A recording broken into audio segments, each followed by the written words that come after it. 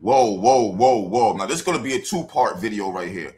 We're going to talk about Caitlin Clark in her interview. We're going to play the interview, but we got to talk about Chennedy Carter, man. I told y'all something is going on with her and the Aces. Let's talk about it. Shout out to everybody out there. Welcome to Aggie Fan Sports. Subscribe to the channel if you like the content. I told y'all. I said something's weird with this whole Chennedy Carter and the Vegas Aces situation. And I knew it because it's like, yo, she was coming off the bench averaging 20 points a game. Like, this is when Jackie Young is playing terrible, playing like trash. Drew Lloyd, well, I don't really like Drew Lloyd like that. But regardless, they needed her 20 off the bench. Because I was like, yo, the Las Vegas Aces got a cheat code with Chennedy Carter. She's actually good. She's a nutcase, but she can actually play. Offense, defense, she can handle. She can drive. She can shoot. Like, she's a legit starter. She just gets in her own way. What happened was, from what I can see, they played Dallas, all right? Chennedy Carter went online on X, was going back and forth with the fans, and she said Becky Hammon had her on a leash. Asia Wilson liked that tweet. That's how I remember it like that. And ever since then, she ain't been playing like that. I heard rumors that, oh, she's hurt. Like, no.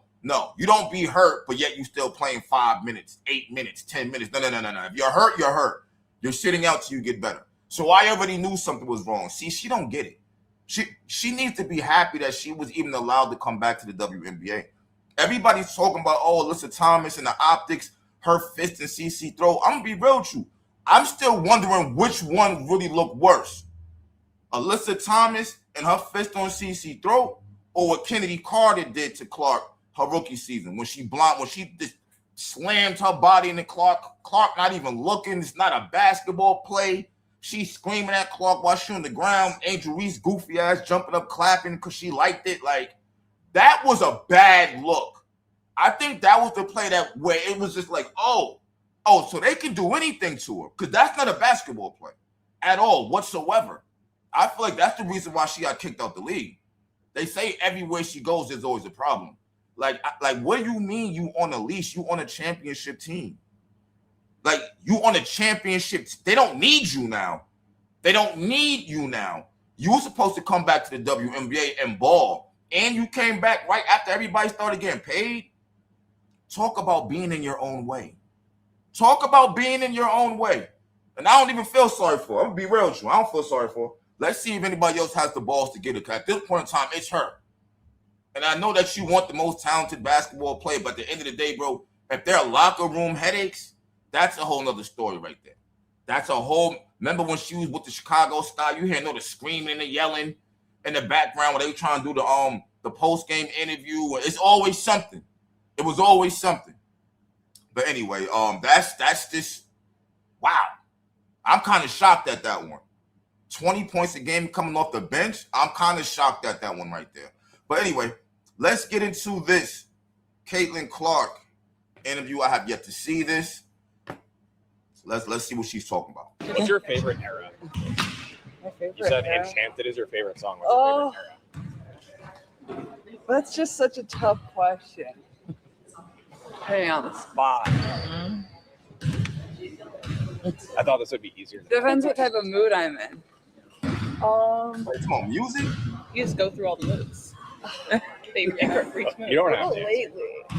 Lately, All right, I'm going to fast forward this. like I love Full 4 Evermore. Like, yeah, that's just good stuff.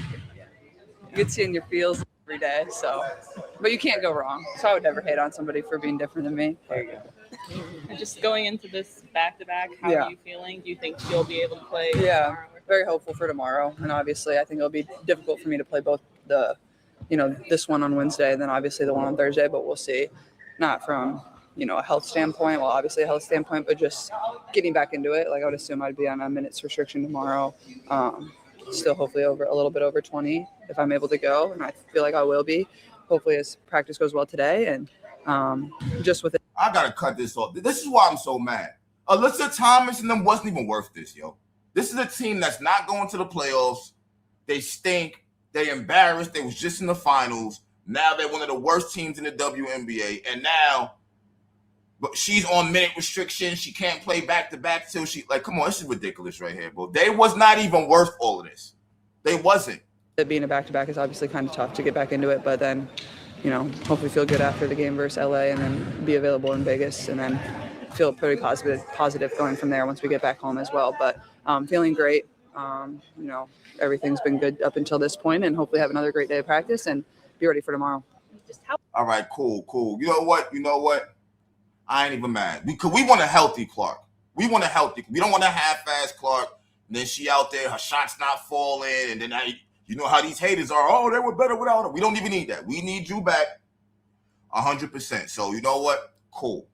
How helpful were those 8 days off that you guys had last week just to rest and to have some practice? It feels kind of weird. Like, honestly, like it's like you play for like 2 weeks straight. I think we had like 5 games and 8 days or whatever it was, and you get so in a groove of going from scout to scout and knowing what people are going to do, and then you have some time off and you're back to like it kind of has that training camp feel and get back into the swing of things. I thought obviously everybody came out and played really well versus Vegas, and this is a long trip for us, 11 days. You have to keep building. And man, this WNBA is so full of shit.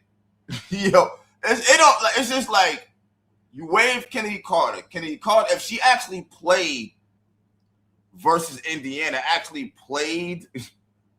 Indiana probably would have lost for real, yo. Not saying I wish they did, but like now it all makes sense. She plays 5 minutes, next thing you know, she's waived. Like, okay, it's making sense now. Finding ways to win, but even from and then she gets replaced by damn, I can't even think of her name. Shorty from Indiana. This is the setup. Myself, obviously having missed the 2 games, it feels even longer. Like I've had this really long break, but at the same time, get your body right and then your mind right and get back into it. How's the team bonding been? What are you learning about this iteration of the team? Yeah, it's been fun. Like we went to Nobu last night in Malibu. Like we just find fun things to do, and when you're on the road for 10 days, you better like each other and find things to do, or else it'll be a really long trip. And lucky enough, we have a great group, and it's been fun to spend time with everybody and spend some time at the tables in Vegas. I'm down, so.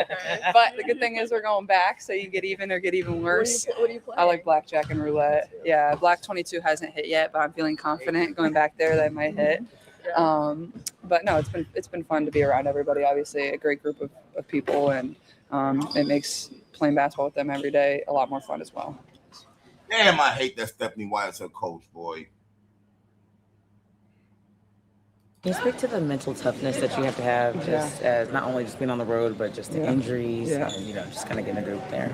Yeah, I mean, it's obviously becomes a grind, especially like when you're not in practice as much. Obviously, I've been able to be in a good amount of practice last week and stuff. So, sometimes it's hard when you don't get to play the game, and takes some mental resiliency. And I think for me, like even watching the Vegas game, like that's a game I could learn a lot from when we're going to go back there on this road trip and play them again. And, but, I think just pouring into my teammates the best I can, being as good a teammate as I can be, and being their biggest fan on the bench and supporting them in whatever way. And then, I get to get back out there. So staying positive with that too. Yeah. And with that too, just kind of the different perspective that you have on the bench when you're watching your team. Yeah. What are those things that really stand out that they do really well? Yeah.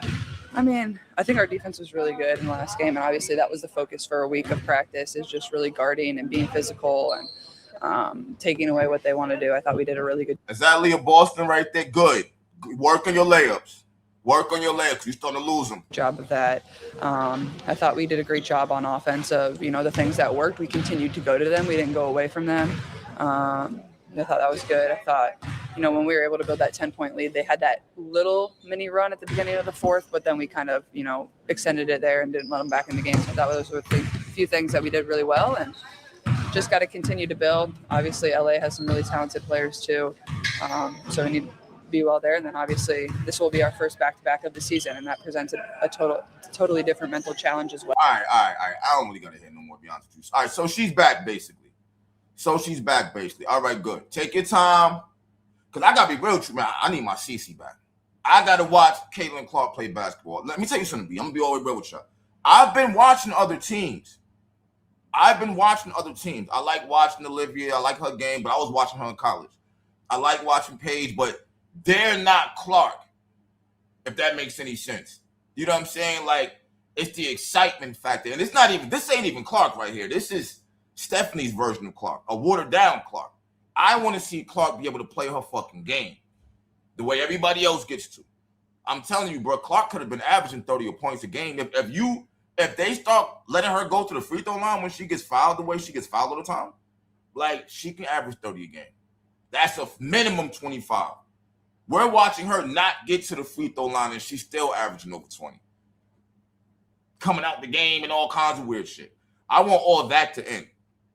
I used to be super excited to hear, to get ready to watch the Indiana Fever. That excitement is not gone because Clark still finds ways to excite me. When she hypes that crowd up, it gets me hyped up at home. That's why I can't stand the goddamn assistant coaches always trying to calm her down. She just needs to go. She can still be cool with Stephanie White. Y'all can still hang out and kick on the phone. She just can't be your coach. She just can't be a coach. It just has to be like that because what she wants from you is like, no. It's like, no. That's like if Clark had went to UConn. She would not be this Caitlin Clark. Gina would have had us some other way. She would not be like this. Clark needs somebody who's going to let her play her game, period. I feel like it needs to be a man coach, somebody who's not tied into the WNBA politics. You know what I'm saying? And they're going to ride for her. They're going to get up in these referees' faces, all that shit. Like, we are not doing that to my team. She needs somebody like that being her coach, not somebody who's going to stick up for Alyssa Thomas. Like, what the fuck are you doing? Like, let's be serious here. Attacking the internet, attacking the fans. Oh, well, we're not here to appease to the masses. We can see that. That's the reason why these fucking stadiums starting to look empty because you're the coach now. You're not trying to. But it's not about appeasing to the masses. We win this way. Please do not get gassed because they just beat the Aces and the Sparks. No. Neither one of them had their best players. What are we really talking about? Let's be all the way. The Sparks ain't have Kelsey Plum and they didn't have Cameron Brinks. Then the Aces didn't have Asia Wilson. And as far as I'm concerned, Chennedy Carter. Because there's nothing wrong with her. There's nothing wrong with her.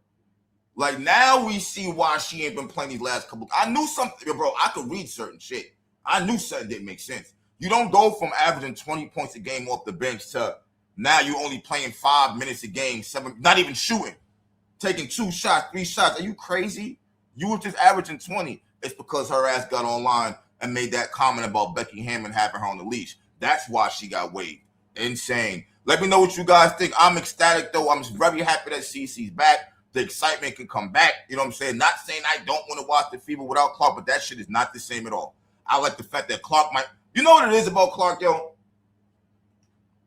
It's like she's her own system. It's like, all right, she's already a wonderful passer. She can pass it from this rim to this rim with pinpoint accuracy.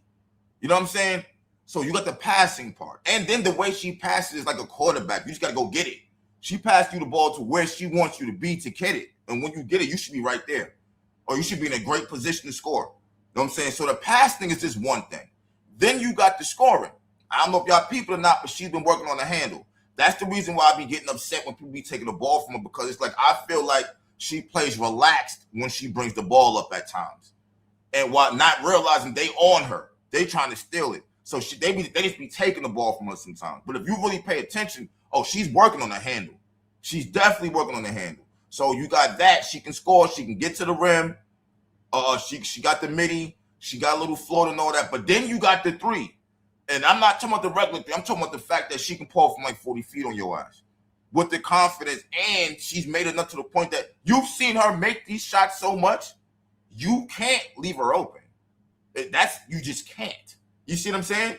It's like I don't know, man. I don't know. It's just so much water. And then what I really like about it is it seems like if the Fever are down, you know what I'm saying, about 5 points, 10 points, 15 points, and it looked like, oh, yeah, Fever going to lose this. She gets into Iowa mode where she's like, no, fuck all that. Give me the ball. And then you see the killer CC come out where she goes rogue and then she just starts snapping, scoring, change the whole atmosphere. Everybody in the building going crazy. Like, there's different parts of her. And when you combine them all, it's just like, I got to watch her, bro. You feel me? You see how she just said, hopefully she play over 20 minutes a game. I'm not really expecting her to. But I'm watching. That's better than nothing.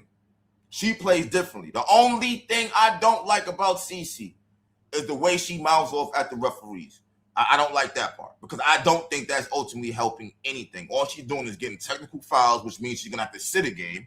Number one. Then number two, I feel like you're putting an even bigger target on you and the Fever's back by doing that. It's not like the referee is going to be like, okay, Caitlin Clark, you're right. We're going to appease to what you say. No. They're going to get mad at what you said. You know what I'm saying? And then the next time you get fouled, they're just not going to call it again. And then you're going to be complaining again. I feel like she's just setting herself up to get technical fouls in all reality. The more she blows up, and you better believe these referees be talking. You better believe that. They already wasn't calling them on her rookie season. I get why she's complaining, because they're not making the calls that are obvious. I get that part. But that's on Kathy. If she really gives a fuck about the WNBA, she'll change this. And she hasn't really done anything to change it from what I can see. So let me know what you guys think. Chennedy Carter's gone. Caitlin Clark is back. I'm out. Peace.